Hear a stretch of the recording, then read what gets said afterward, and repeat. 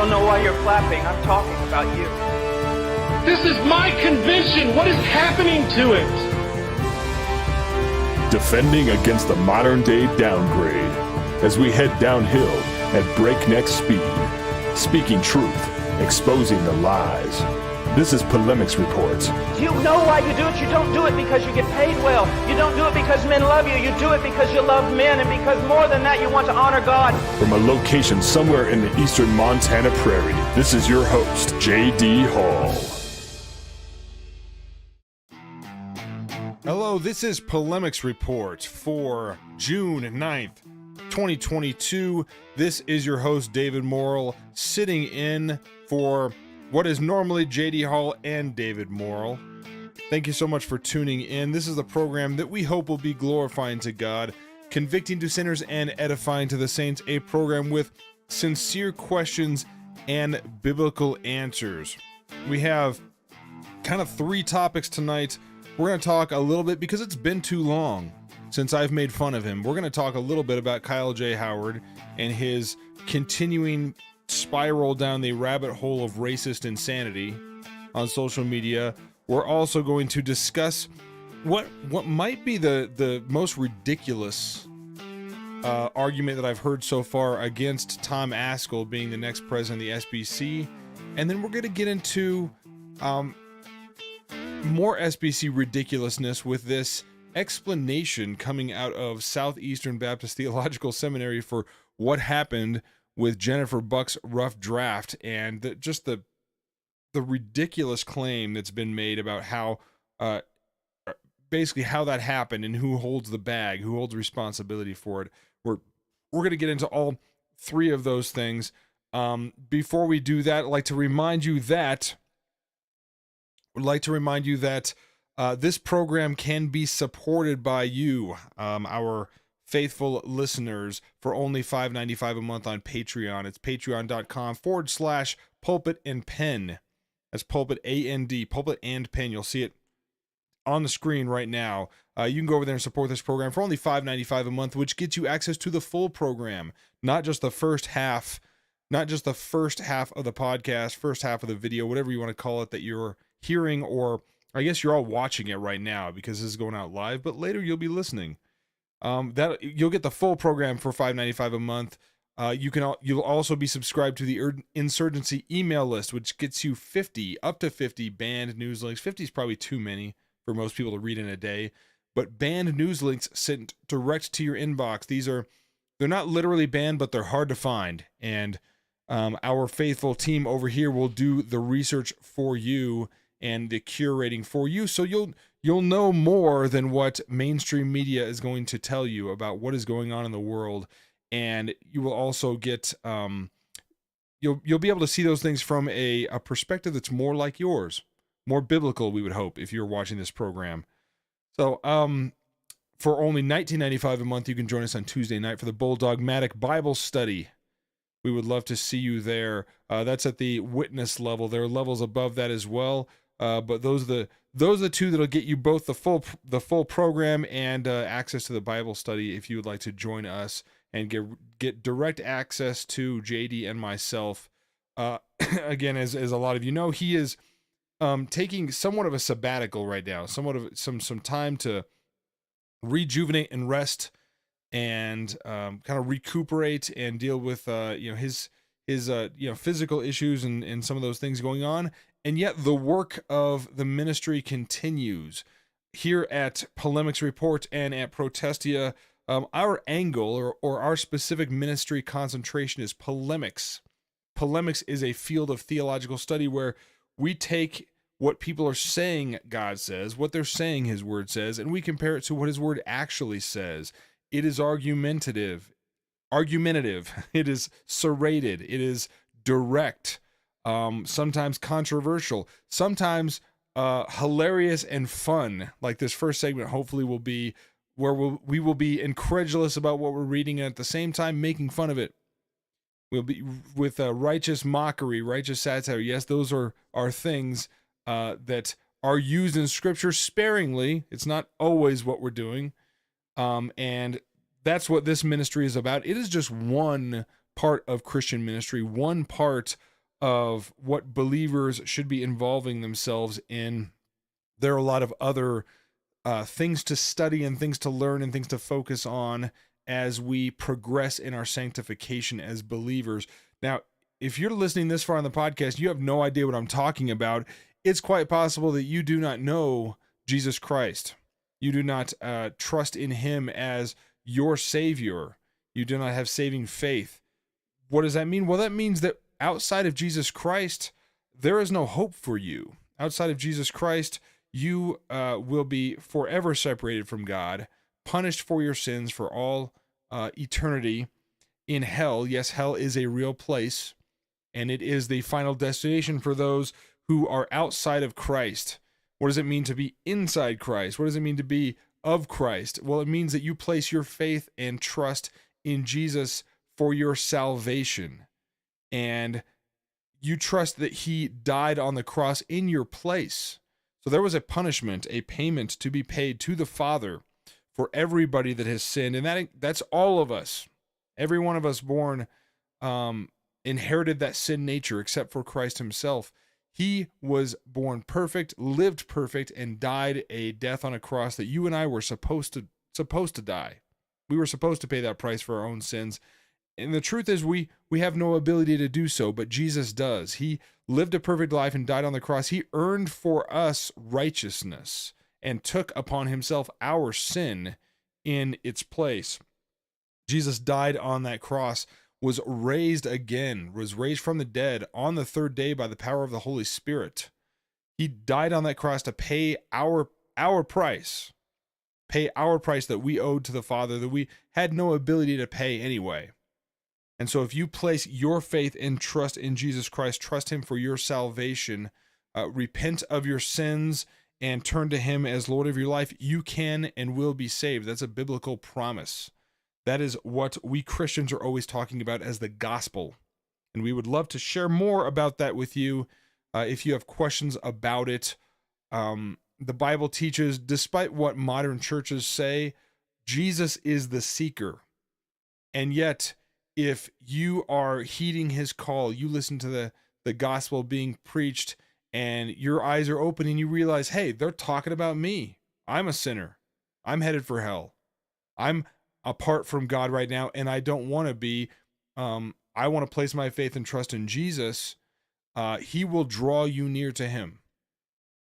And if we can answer more questions about that or help you understand that in any way, please let us know. Many places to run across that. See in the comments already, praying for JD, hope he's feeling better. Yeah, I'm trying to, since we're kind of talking about it, I'm trying to, give him some space from all of this. He's been doing this kind of ministry for, 10 years at least, as far as I know. And so I think it's about time that he gets a little bit of a break, a little bit of some time to let others carry the baton for a little while. So that's what we're going to be trying to do. And I appreciate those of you that are jumping on the live stream. And I mean, obviously a lot of you will see this later, listen to the podcast. We've been trying this new live stream format here for at least a few weeks. We basically started it while there was some kind of breaking news that we really wanted to be out front with and be discussing. And the problem with that is once you start doing that, then it's every week there's new breaking news. And folks get used to, we all get used to talking about it the moment it happens, which is the benefit of a live stream. I guess it's more immediate. And hopefully what we're talking about is valuable enough that even if you listen to it a week from now, or you listen to it tomorrow, whenever, that there is still value here. We're going to try to kind of peer through the events as they sit and get down to some of the core doctrine of theology, some of the biblical application that speaks into some of these things. That would be the goal. I talked about, last week, I talked about having more defined segments. I'm still building the assets for that, the little bumpers and things, before we get into doing it that way. I want it to be lighter, more entertaining, but also deep and theological at the same time. That's what we're going to attempt to do. And of course, we're going to be very targeted in what we do. Still the same way. It's still going to be argumentative. We're probably not doing it right if people aren't calling us jerks every once in a while. Not you guys, but those that don't understand what's going on around here. If we're not irking them, jerking them around a little bit, if we're not giving them a hard time, if we're not making them think, we're probably not doing it right. I see someone asking, JD gearing up for the convention. I don't know. I suspect not. It's less than a week from today. I will be there. For both days, hopefully being able to do some live streaming or some video posting or some communication with everybody as we're there. We'll see. I don't know how it's going to go. I heard yesterday that there is going to be more like heightened security around the convention center where this is going on in Anaheim. Some sort of fencing around the convention center. You're going to have to, show your badge, whether you're a messenger or press or staff or whatever you are. You're gonna have to start show that to maybe even get near the convention center. I'm not sure, but I couldn't help, as I was reading this email, I couldn't help wondering about, so the SBC, which we know has a tendency to step in it and be incompetent from time to time. Who knew? Knows how to do physical security, but it seems like our government, our local schools and things can't quite figure that out. It's an interesting juxtaposition. I don't know if there have been any credible threats towards a convention or not. I don't think so. But what I do know about those kind of things is they don't like to advertise them. If there are real reasons why they're doing that or real threats behind the scene, they don't like to advertise those things. They don't like to tip off the bad guys or, inspire copycats or all those kind of things. Yeah, I say, who's going to be prez? I have no idea. That's a good question. I have no idea. I'm obviously going to be voting for Tom Ascol. The other messengers coming from my church are going to be voting for Tom Ascol. And really, not only is that because he is more closely aligned with what we believe theologically, which is a good reason to vote for somebody, but also, I have obviously real specific issues with Bart Barber. You can read those at Protesia.com. We have article after article up that go back a long way about why we think Bart Barber is a bad choice. Now, the president of the SBC is an important office because they do handle trustee appointments and things like that, as far as I understand. So we're going to be, and here's the funny thing is Bart Barber he's going to be running for president, but he's also apparently, I hear, the chairman of the resolutions committee. So I'm not expecting very strong, in fact, I'm expecting capitulating, compromising resolutions to be coming to the floor. And we might have to do a similar thing to what happened last year, where the resolutions committee put out basically a pro-life resolution that let the women getting abortions off the hook for any sort of moral culpability at all. And as we all know, abortions, especially in this country, and I would argue mostly around the world, but especially in this country, it's almost non-existent for a woman to be dragged to the clinic against her will. She's almost 100%, almost entirely going there of her own will. And yeah, maybe she's been manipulated or something, or lied to, or whatever, but she needs to know that what she's doing is sin. And just because you're manipulated, or just because you're taken advantage of, or just because somebody convinces you, doesn't get you off the hook. As we know, Eve was not let off the hook for eating from the tree of the knowledge of good and evil just because the serpent tricked her. The serpent tricked Eve, she sinned, and she was held responsible for that sin. Adam was likewise, we could argue, manipulated in some sense, told lies, and yet he still bears responsibility. We all do now. He bears responsibility for that sin.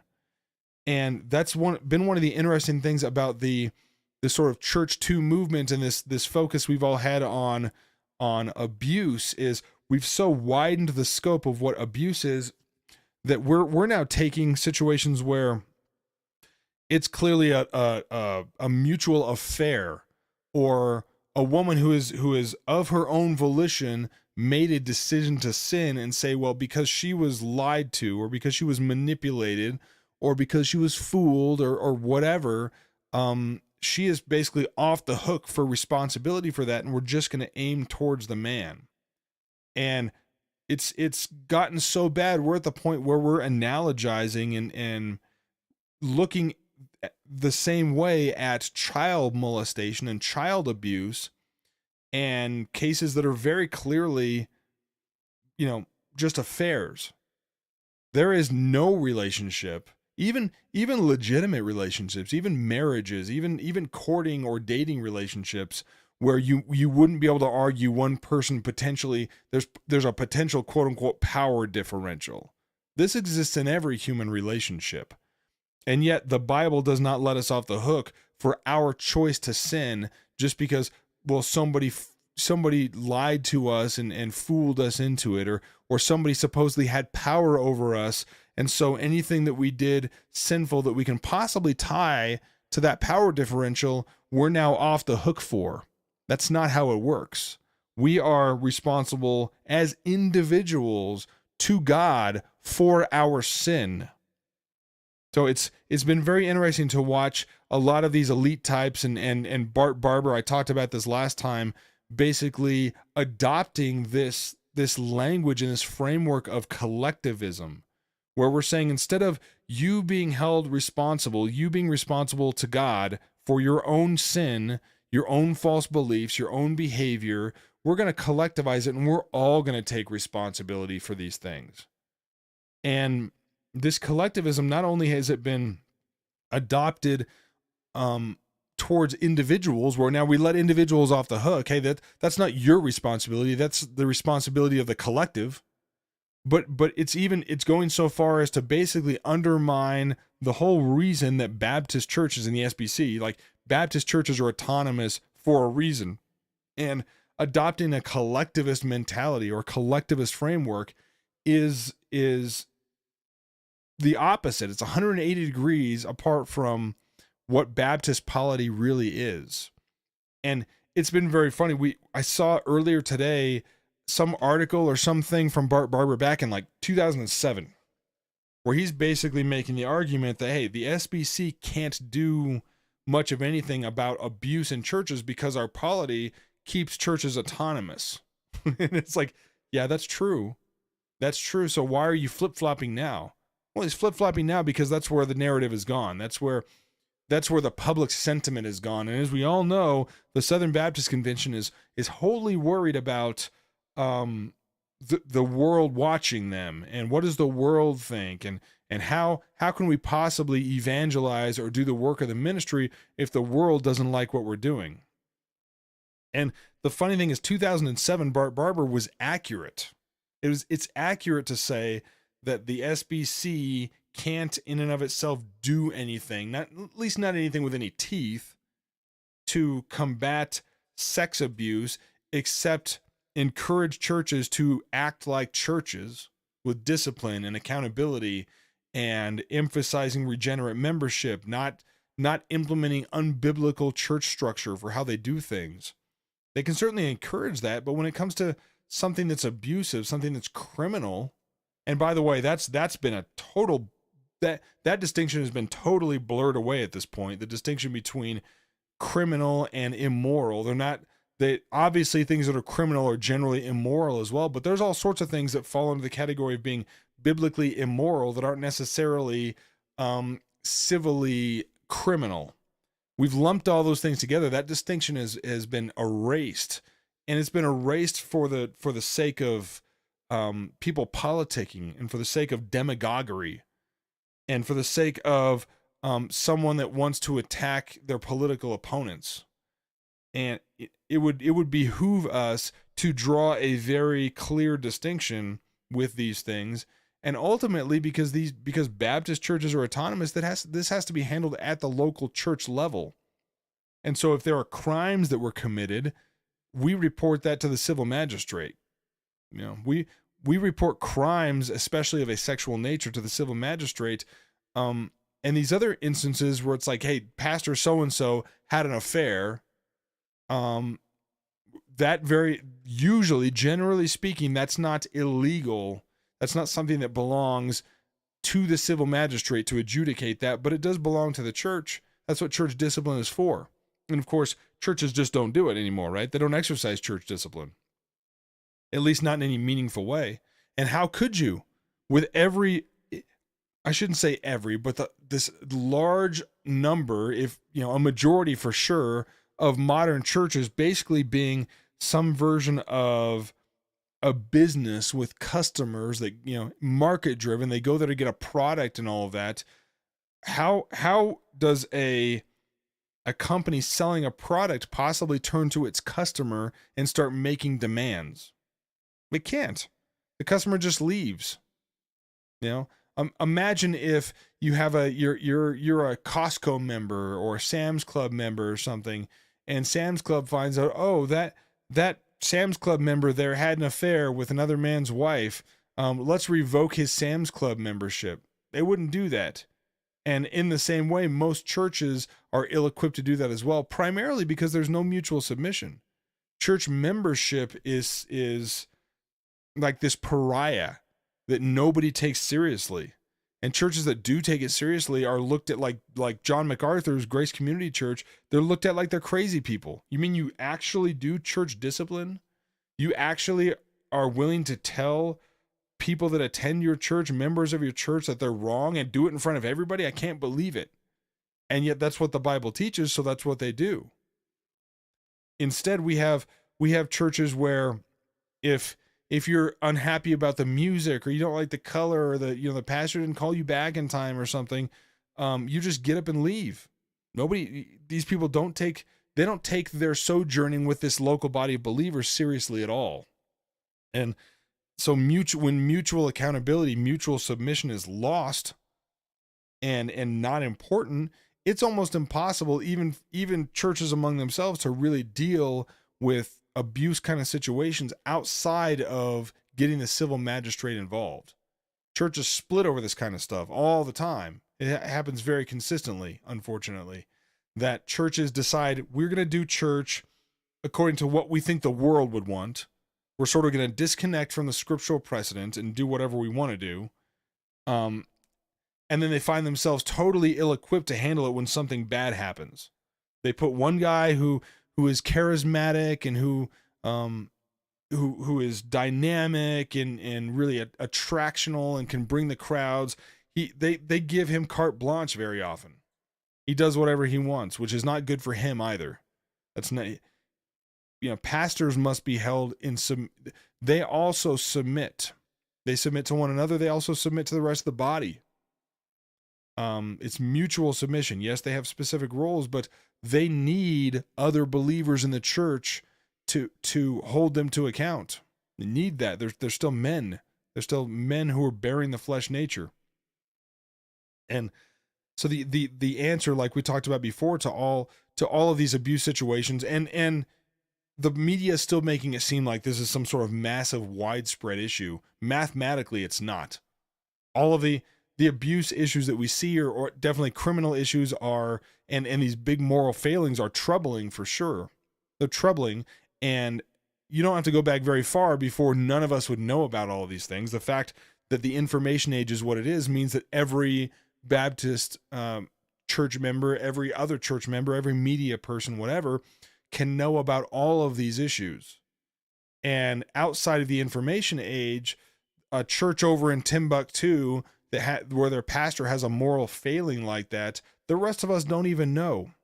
We don't even know. We have no idea. We would have no idea.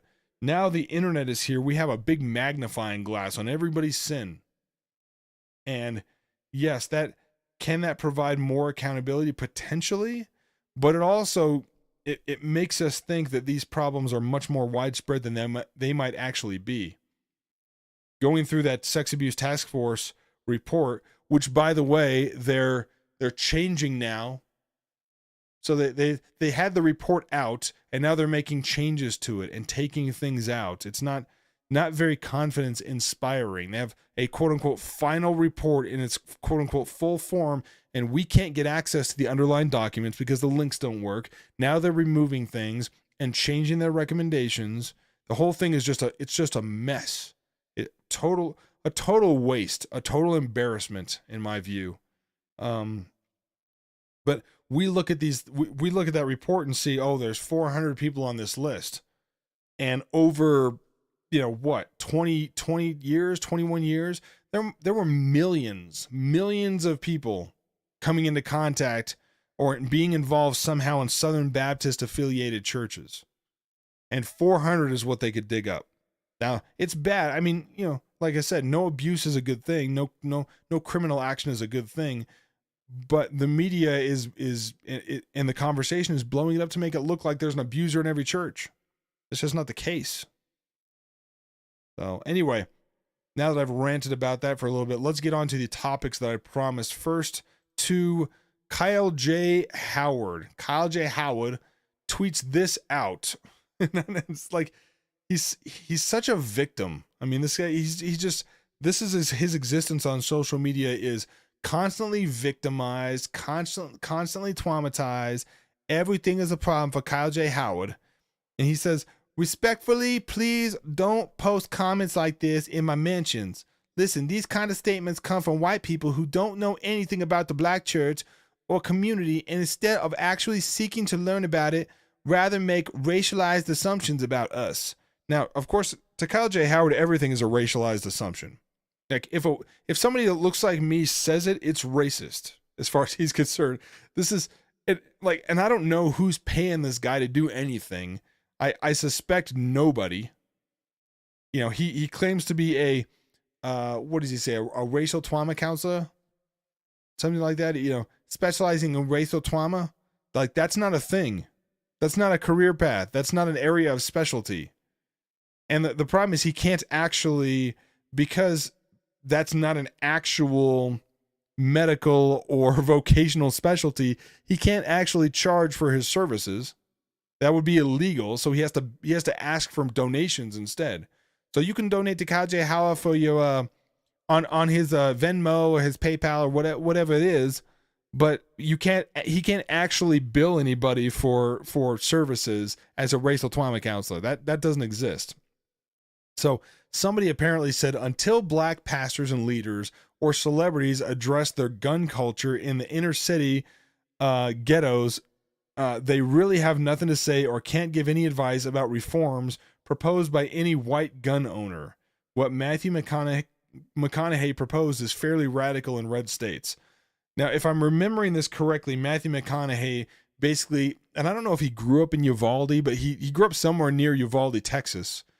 And so now he's making the rounds in cable news and things and talking about, well, we have to do something now. Like, I didn't know it was, he's doing his typical Matthew McConaughey thing. I just didn't know that it was such a big deal. All right. I don't know how he does it, but he's making the cable news rounds and talking about, well, now we got to do something. Now that it happened somewhere I'm familiar with, we got to do something, which I would argue is the opposite of being principled, where you say, hey, I wasn't willing to speak out against this, or I changed my opinion because of the issue's proximity to me.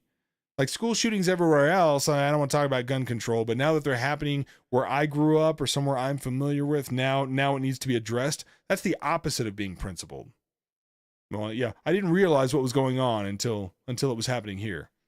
But this statement that Kyle J. Howard is quoting here is yeah, there's some truth to it for sure. Obviously, in a lot of black culture, guns are guns are exalted. Guns, I mean, watch a rap video, watch a rap music video, and guns are not, they're considered an item of power and all of that. But that the focus is still on the gun, still on the tool. I mean, we talked about this a couple of weeks ago that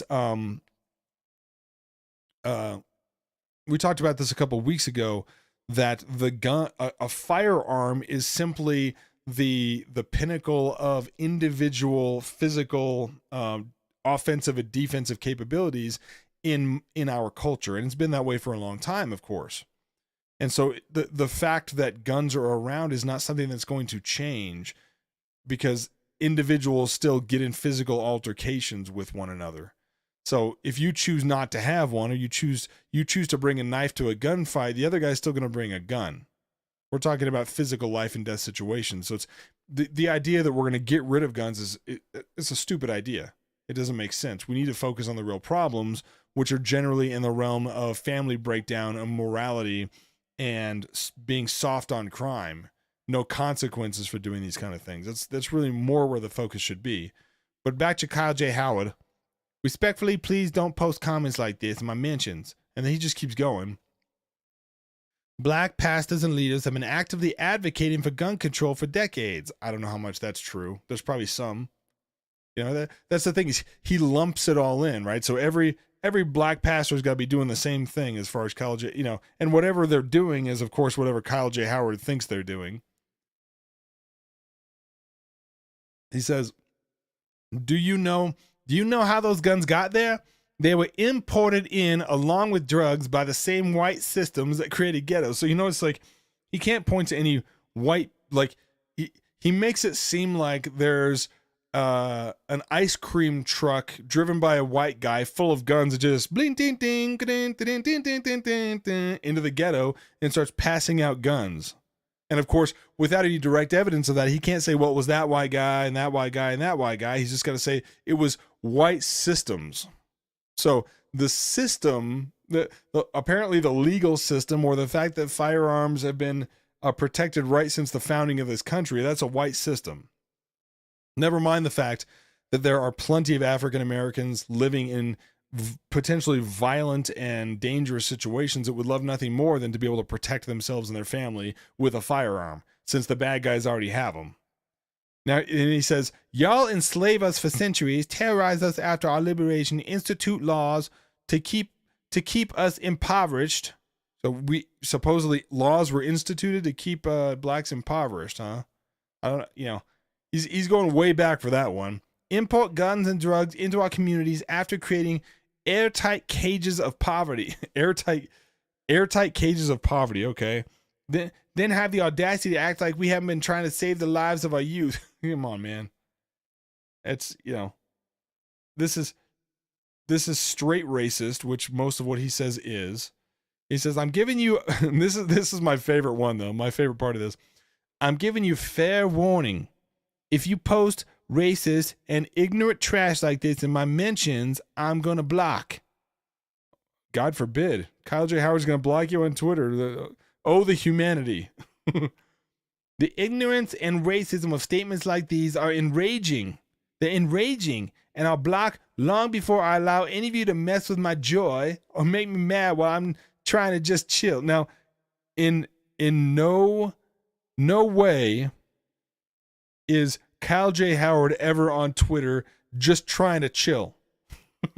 He's on Twitter to get attention because he is a narcissist, and that's what they do.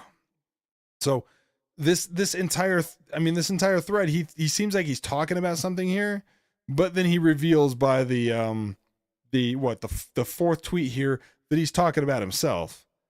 You know, hey, you're messing with my joy. I'm trying to just chill, but y'all are saying things I disagree with, and that's just wrong. I mean, it's racist. I have black skin, obviously, so whatever you say is racist. If it bothers me at all, it's racism. And then he says, bye, y'all. I'm not blaming all white people for slavery. I'm grouping those who expound racist ideas with those who enslave black people based on racist ideas. So, so it's just like, I disagree with that. Therefore, it's racist. Therefore, you're just like the slave traders of old. It's insane. Yeah, I mean, I wish this Phil Vischer tweet was a response to Kyle J. Howard. Sometimes you just need to eat a donut. I can't explain it with science, but I know it in my heart. It's true. Sometimes you just need to. By the way, this is one of my social media pet peeves. It's like people that say full stop. Don't type that at the end of it. Just make your point and move on. Full stop. Oh, now your point is more important. I wasn't really listening to it, and then you said full stop, so I realized you were serious. They do this exact same thing too. Sometimes, period, you just need, period, to eat, period, a donut. Ugh. Like, you could just write the sentence, man. You don't, It doesn't make it more effective to type it that way. So I don't know. But maybe Kyle J. Howard needs to take that advice. Just eat a donut. If you really want to relax and chill, dude, get off Twitter. Start with that. Perhaps the reason that you're so upset all the time is because you can't handle social media. It's not for everybody. In fact, it's probably not for most people. But anyway, moving on. I think yeah, he needs a Snickers, exactly. I gotta get better at putting some of these comments up here. That's pretty good stuff. Yeah, I see Cody saying, you mean the system created by a white Democrat LBJ? Yeah. Yeah, you can actually trace what has plagued black communities, and this is really important. I mean, while we're still talking about this, it's really important to realize that if you correct for fatherlessness, you correct for some of the very serious maladies and pathologies that are destructive of the nuclear family, if you correct for that, the disparities in income and crime and drug addiction and so many other things between people that have white skin and people that have black skin basically disappear. The reason that you see these pathologies and, I mean, crime, gun crime, all of these things at a higher rate in black communities, it tracks exactly with the destruction of the nuclear family. And the fact that fathers aren't staying at home, they have no need to stay at home because now the government's playing dad. These kind of policies that were supposedly intended to lift minority communities out of poverty, they were the things that enslaved, if to use Kyle J. Howard's framework, enslave those people into poverty and dependence all the time. Yeah, I see saying Tim saying 77% illegitimacy rate. Yeah, it always hovers around that. So illegitimacy rate, of course, is when having a child out of wedlock, a fatherless child, you know. And sometimes these kids know who their dads are. Very often they don't. And God designed the family with a mother and a father and children to stay together for a reason. It wasn't by accident. When we go awry of God's plan, it never works out well. I see Betty saying fathers in black homes decreased greatly as soon as LBJ paid mamas to stay home pregnant. Yes. Yeah. These are the things we can track to, but they're so valuable to politicians that it's going to be very hard to let them go. That is more the issue. It's not the guns. I mean, it's always ironic that we see the people lecturing us about our gun ownership are always the ones with private security who's packing heat, you know, and gated communities and security systems and all these kind of things to keep themselves and their families safe. But God forbid the poor black mother living in a very dangerous area of Baltimore, Chicago, Detroit, you know, wherever, God forbid that she have the ability to have a firearm and train how to use it and defend herself. Can't have that. You know, it's the whole entire thing has been political from top to bottom. But Kyle J. Howard isn't even thinking that deeply. He's just a racist. He's just an attention-seeking racist. So moving on. So this was, I ran across this right before going to the program. This has got to be, and I don't know who this dude is. I think I've seen him a couple times. I hate to put him on blast here because I really don't know him. You know, I haven't seen him around that. But it's just a perfect example of the kind of institutionalism that we find among the SBC elite class and their sycophants and their fanboys. This tweet here says there are countless reasons. This is Jason Sampler. I don't know who Jason Sampler is, but this was too good to pass up. He said there are countless reasons why I won't vote for Tom Ascol for SBC. Countless reasons. I mean, really, countless reasons, huh? So, like, if it was Tom Ascol versus Beth Moore, you'd vote for Beth Moore. If it was Tom Ascol versus Pope Francis, you'd vote for Pope Francis. This is what we're getting here. Countless reasons. Endless reasons. It's so bad, I can't even believe anybody would think about voting for this guy. That's how he characterizes this. He says he's actively working to undermine many of our entities. Really, is that true? Did you know he runs his own unaccredited institute, instituteofpublictheology.org? Why does that matter? A short thread. Like, I can't believe that Tom Ascol would be involved in Christian education that wasn't one of the 6 SBC seminaries. He says, it's not that it's unaccredited. I could care less. Although it's an easy way to avoid accountability. It matters because they are in direct competition with our 6 SBC seminaries. Why should anyone care? Good question. Tom has every right to run whatever training center he wants, but it would be foolish for messengers, the SBC, to vote for a person to be our next president who is actively opposed to approximately half our entities.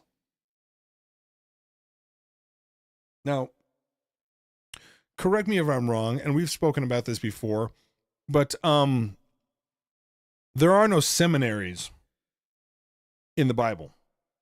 There are no seminaries in the Bible, and yet Christian education is very clearly in the Bible. Progressive sanctification, learning more about God, learning more about your faith, studying Scripture, reading Scripture, corporate worship. These are all parts of the Christian walk, all parts of the Christian life. Seminary is not in there. Now, does that mean that seminaries are unbiblical, patently unbiblical? No. There are plenty of institutions or ways or techniques that one can learn more about God, can study the Bible, can grow in their faith. Seminary, if it's doctrinally sound, is just one of those options. But notice how he says up here that the fact that Tom Ascol runs the Institute of Public Theology, which is for theological education, obviously, the fact that he runs that means he's actively working to undermine many of our entities. So, myself, for example, I'm slow walking my way through a master's degree right now at Liberty University. Say what you want about Liberty, but it's working for me. Now, is Liberty University because they're teaching students there that aren't being taught at Southeastern or Southwestern or Southern or whatever? Are they actively working to undermine those seminaries? Well, no, of course not. And yet to this gentleman, Tom Ascol, because he insists on doing theological education away from, apart from or in a different place than SBC seminaries, is actively working to undermine them. That's such a stupid argument. It's so stupid. And here, the thing that makes it the most stupid, I would think the most stupid, is churches are supposed to be the primary place for theological education. Churches and the home and in individuals' Bible study.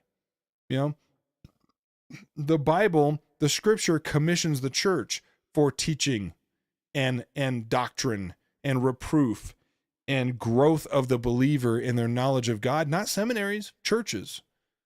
So I think I tweeted something at Hammer, quote tweeted this, basically said something along the lines of how aghast Jason must be when he finds out that churches, SBC churches, are undermining the seminaries by teaching people about God and doctrine in the church.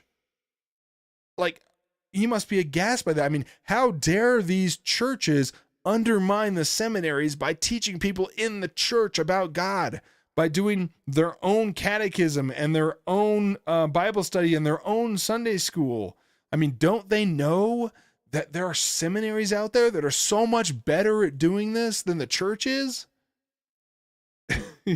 His argument is so dumb. Tom has every right to run whatever training center he wants, but it would be foolish for messengers to vote for a person to be our next president who is actively opposed to half of our entities. So according to Jason, if you do any sort of organized theological training away from the SBC seminaries, you're actively opposing them. What? That doesn't make any sense. Any more than it makes sense to say, if you're ministering over at this church here, you're opposing this church over here. Like, the SBC is supposed to be a cooperative body. And most SBC church members are not going to show up at an SBC seminary, and they need theological training too. We're not opposing seminaries by training Christians in other places. That's idiotic. And it's showing just how much the opponents of Tom Ascol are grasping for straws to try to somehow discredit him. I mean, how dare he? I mean, does Jason also know that Tom Ascol does a podcast and has like a website and a parachurch ministry, Founders Ministries as a parachurch thing that's not related to the seminaries? It's not an SBC institution. I mean, how horrifying to think that we would do theological education without being directly supportive of the SBC institutions.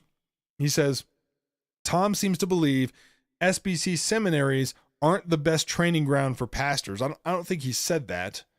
He links this little this image here that says, from its inception in 83, Founders committed to recovery of the gospel and reformation of local churches. Today, the great challenge facing gospel ministers and the churches they serve is carrying out the Great Commission and Great Commandment in the face of increasingly hostile worldviews without being intimidated, indoctrinated, or inhibited. The Institute of Public Theology aims to train a coming generation of pastors and Christians to know the times, preach the word, believe the word, do the word. Well, that sounds pretty horrific to me.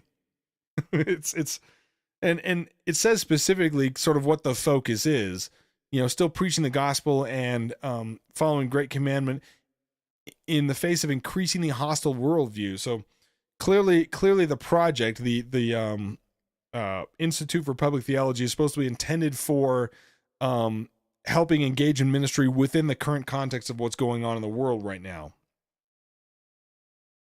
He says so SBC seminaries aren't the best training ground. It never says that, obviously.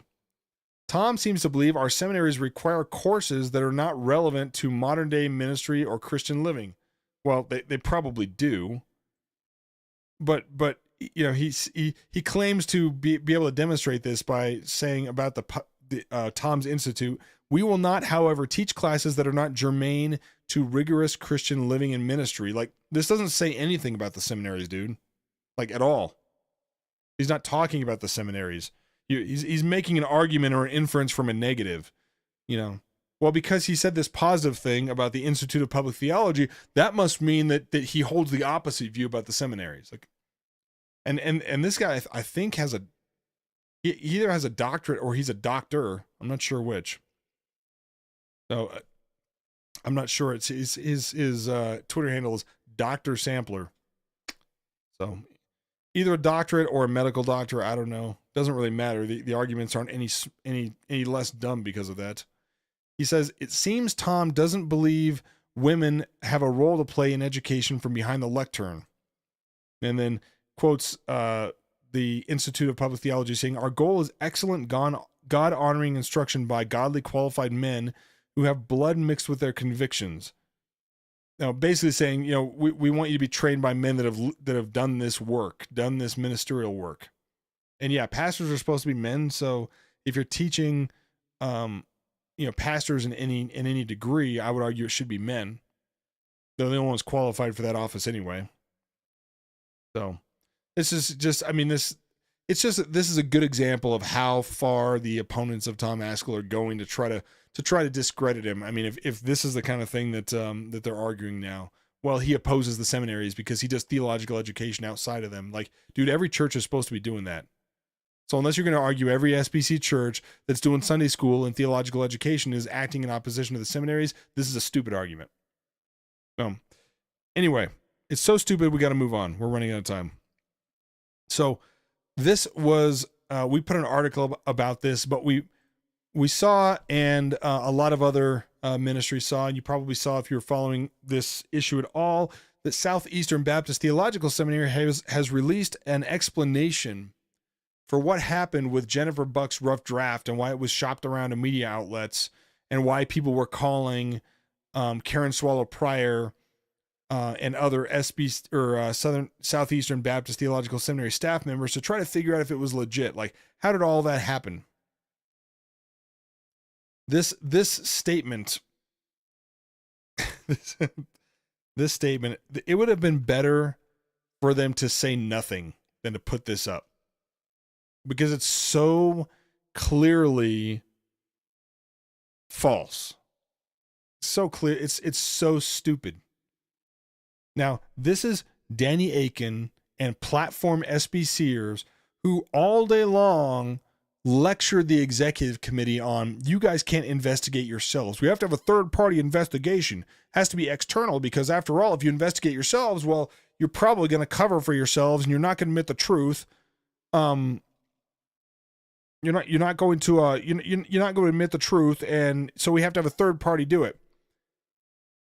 And now they've investigated themselves and let themselves off the hook. They've exonerated themselves. So some of you may have seen this statement already released yesterday. Danny Akin released the following statement. Southeastern has concluded a careful investigation into the involvement of any faculty and staff in the sharing of an essay written by Jennifer Buck with the intention of blackmailing her husband, Tom Buck. Okay, so he admits, first of all, that blackmail was part of this. He admits that Tom Buck was saying this consistently since this all started. Somebody is trying to blackmail me. Somebody is trying to get me to shut up or damage me, damage my reputation, my ministry, whatever. They're trying to blackmail me. Other SBCers, Jay Atkins of SBC Voices, said, "There's no evidence it's blackmail, Tom. It's not blackmail, buddy." And to Jay's credit, he has apologized, but he really stepped in it because he publicly accused Tom of lying about that. So Jay Atkins, he's a pastor, writes at SBC Voices, which is sort of like the little underling blog for the SBC institutional types. He wrote, yeah, Tom is that. And then now here the statement is saying, yeah, there was the intention of blackmailing Tom Buck. The statement goes on to say, questions arose regarding the involvement of two faculty members, Karen Pryor and Keith Whitfield. The Board of Trustees and admin took those allegations seriously. Video, text, email conversations have taken place between the Bucks and leadership at the school. Last video call consisted of reps from the Board of Trustees, reps from the elders of Tom's church, Danny Akin, Keith Whitfield, Tom Buck, and Jennifer Buck. The call was moderated, as were previous conversations by Rachel Den Hollander. Am I the only one that looks at all of this sex abuse stuff and like, what authority does Rachel Den Hollander have in any of this? The fact that she suffered abuse in the past, as horrific as that is, now all of a sudden she's like the Pope of ministerial abuse investigations. I don't understand why Rachel Den Hollander is given the platform and the prestige that she's been given. Excuse me. I just don't get it. Like, why is she involved in this at all? I have no idea. And Tom admitted, well, I asked Rachel Den Hollander what to do, and I'm like, what? Well, why? Why would you do that? I mean, maybe it's, hey, I'm trying to cover my bases and make sure everybody knows I was being transparent and involving both sides of this debate. I don't know. But anyway, so Rachel Den Hollander is involved in this for some reason. Then Akin says, during that call, Tom Buck asked if we would be open to a third-party investigation and to waive any attorney-client privilege on matters at hand. Yeah, Akin agreed to the plan, as did the Bucks. The goal of the call was to specify the scope of the investigation and identify a firm. This sounds familiar, doesn't it? Discussions around the scope of the proposed investigation and the firm to conduct the investigation did not reach an agreed upon conclusion. So, for some reason they can't decide how to, push this forward or whatever, which of course means that nobody's waiving attorney-client privilege, no third-party investigation is taking place, and yet Southeastern Baptist Theological Seminary continued its investigation, searched emails and cell phone records, extensive conversations with those involved. Nothing was discovered to indicate that any staff were involved in the sharing of the essay or in any attempt to blackmail Dr. Buck. So they've cleared themselves. Hey, we haven't found any evidence, in what we know about. We, as far as we can tell, none of our people were involved in this. This is what they claim. We did confirm that Karen Pryor had in 2018 sent the article to one outlet for publication with permission from the Bucks. Okay. We did not find any emails or evidence to suggest it had been sent to any other individual or entity since Dr. Pryor's employment began. So they have no evidence this supposedly that this happened after she was hired there. Could have happened before, but it just could have happened and they don't know about it. It's not like the internet's not, it's not difficult to do things behind the scenes. And later in the statement here, they admit that. So in addition, we received a signed and notarized affidavit from Todd Bankert, who's a pastor involved. If you go back on Protestia to the first article we wrote about this, Todd Bankert's the one lying on the phone to Jay Atkins and Tom Buck about why he was supposedly hiding the identity of the person involved before he spilled the beans and admitted it was Karen Pryor.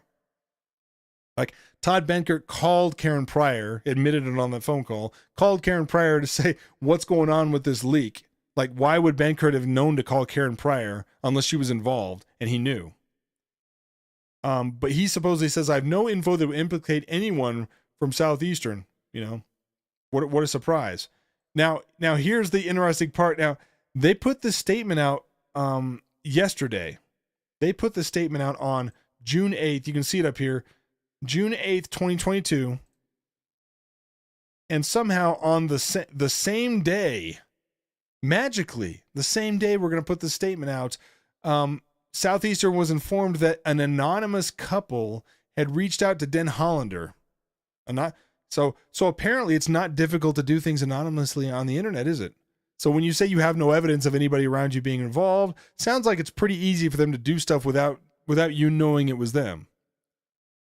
But supposedly this anonymous couple had reached out to Den Hollander to take responsibility for the attempted use of Buck's article draft as retaliation for Buck raising concerns related to an individual at Willie Rice's church. So first of all, let's get one thing clear. An anonymous person can't take responsibility. I mean, this should just be common sense. You cannot take responsibility anonymously. That's just rumor milling. That's just gossip. Anonymous person says, it was me over here. I was the one that tried to blackmail them. No, that defies logic.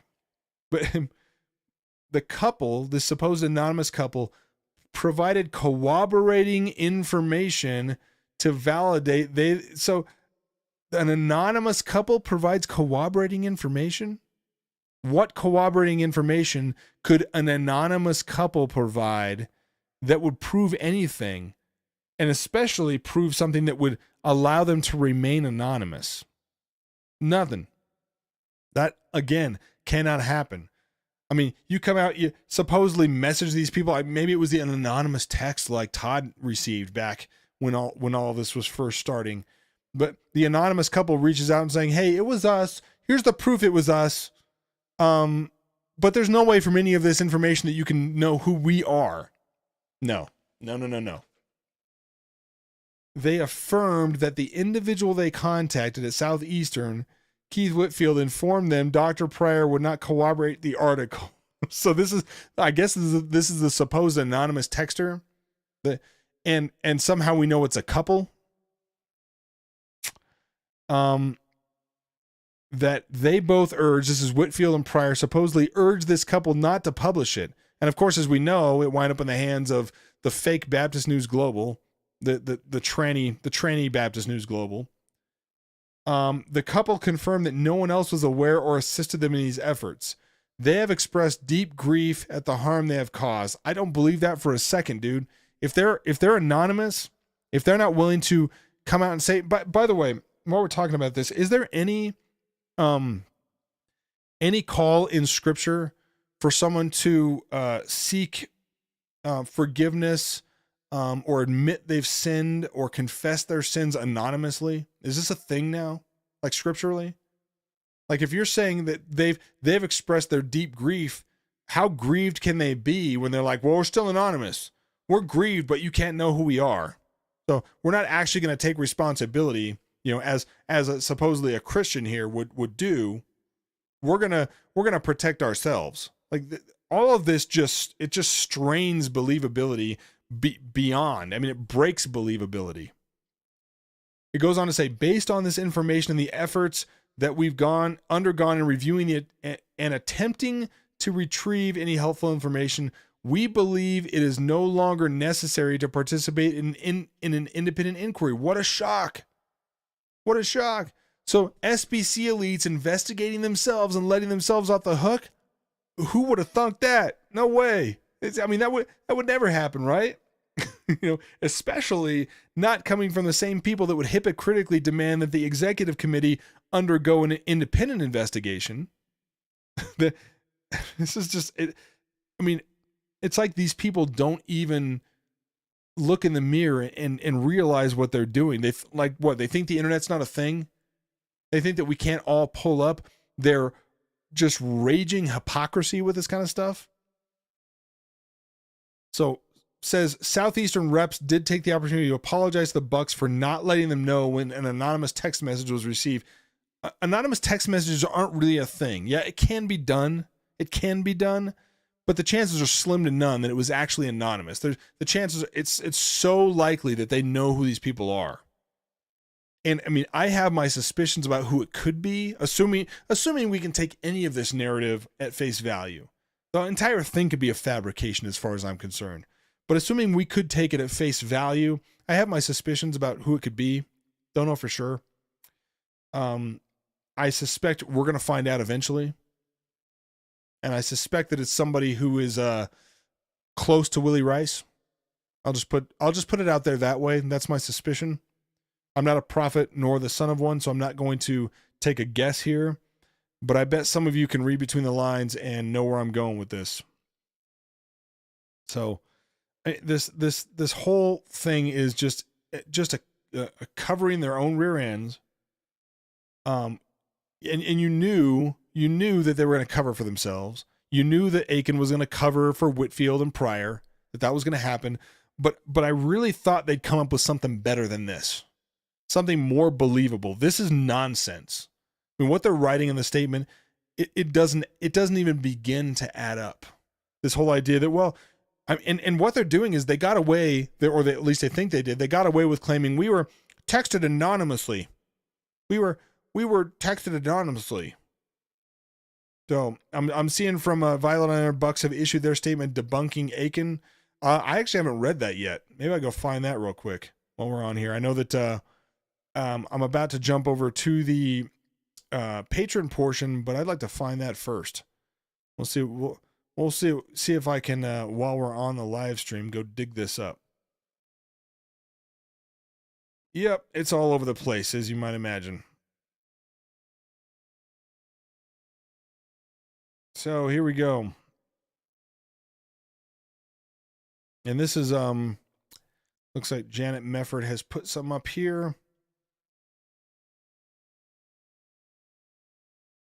And I don't know if this is the let's see if this is the actual statement or not.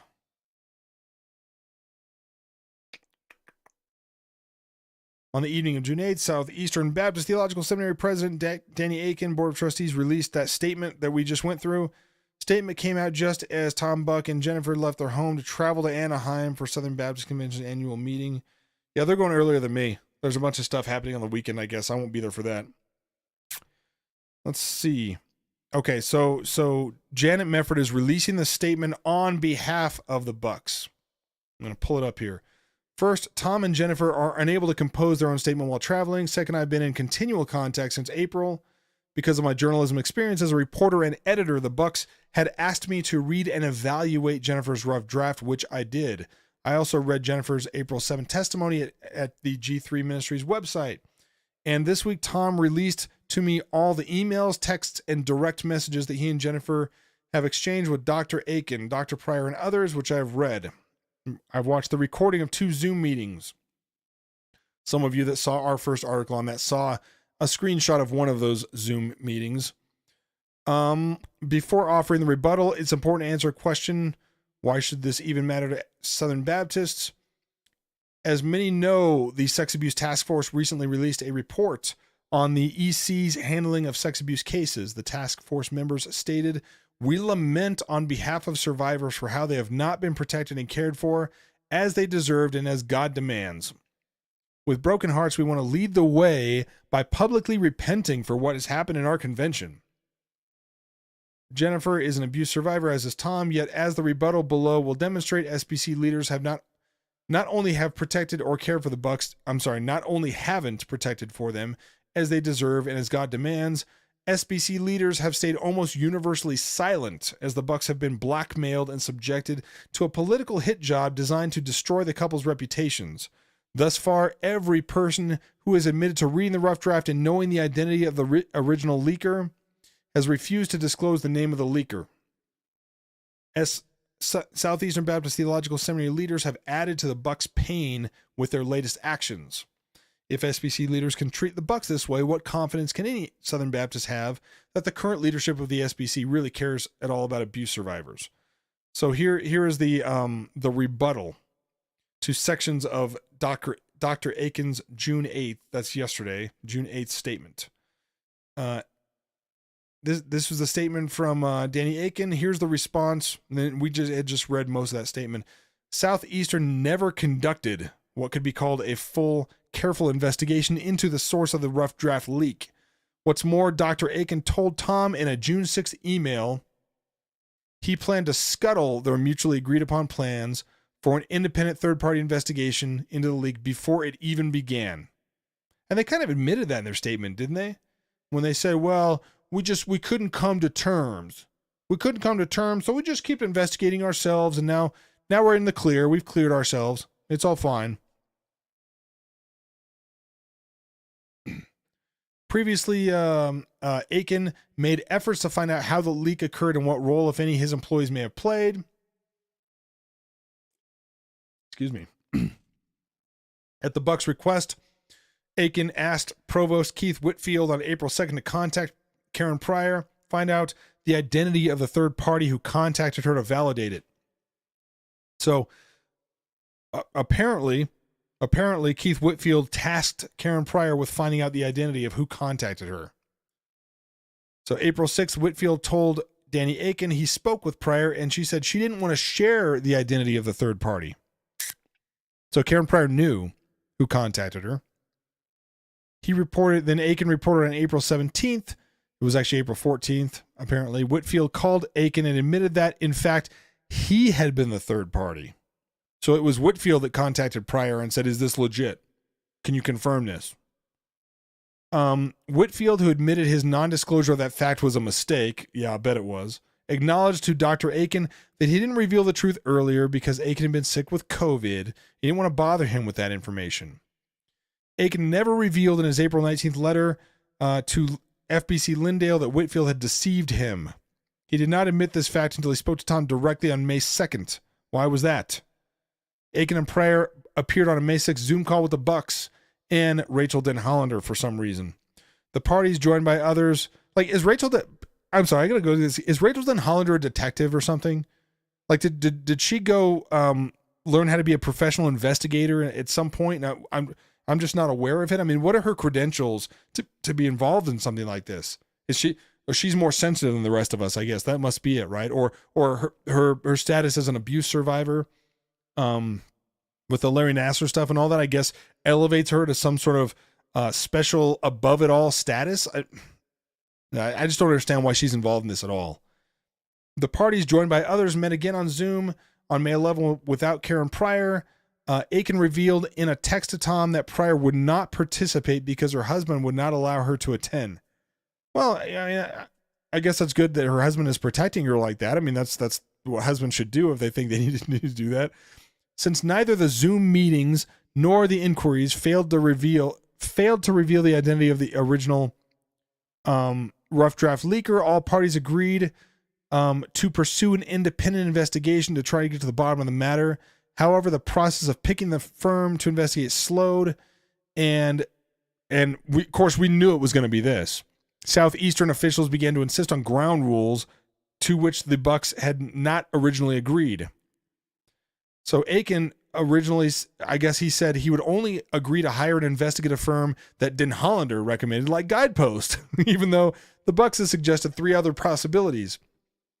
Tom told Aiken, while he was fine with Rachel's input on the matter, her personal sign-off on the firm was not part of the party's original agreement. Like, again, I don't know, like, does Rachel, I mean, maybe someone in the comments knows this and can tell me, does Rachel Den Hollander have a position at Southeastern Baptist Theological Seminary? Does she have an official position in the Southern Baptist Convention that I'm not aware of? I just don't know why she has any say in the matter whatsoever. Tom asked Aiken to select a firm by Wednesday, June 8th. Emailed Tom on June 6th, indicating he would not be able to meet that deadline due to his hectic schedule. Yeah, I'm sure. He was going to contact the board of trustees and recommend, so Aiken was going to recommend canceling this investigation because he said he knew what any investigation would show. Therefore, it would be a waste. So wait, so Aiken said that he knew what the investigation would show? Sounds like he knows more than he's admitting, if that's the case. Bucks have also never believed, stated, or even raised the possibility that it was anyone at Southeastern who attempted to blackmail them.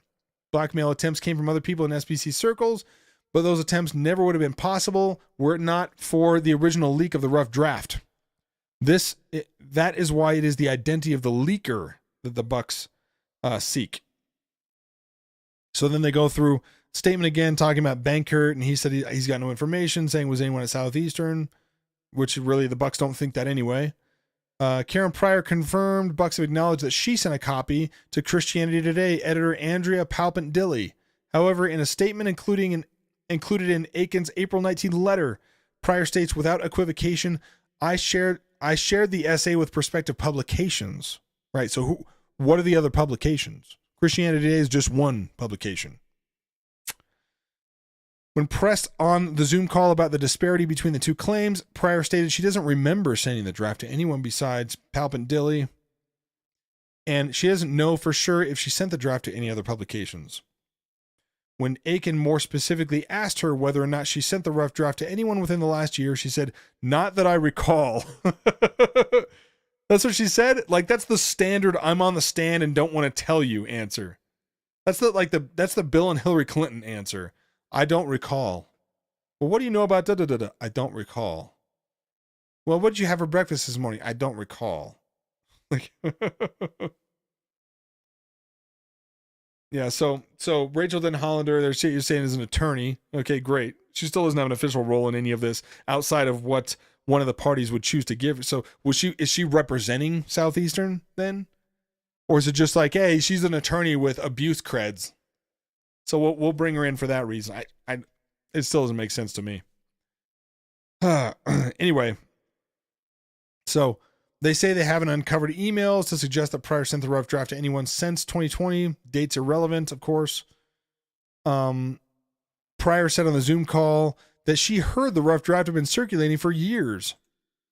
And Bankert's affidavit says he had no information implicating any employee as being part of the effort to disparage or blackmail Buck, which they didn't accuse anybody of doing, anybody at the school of doing that, right?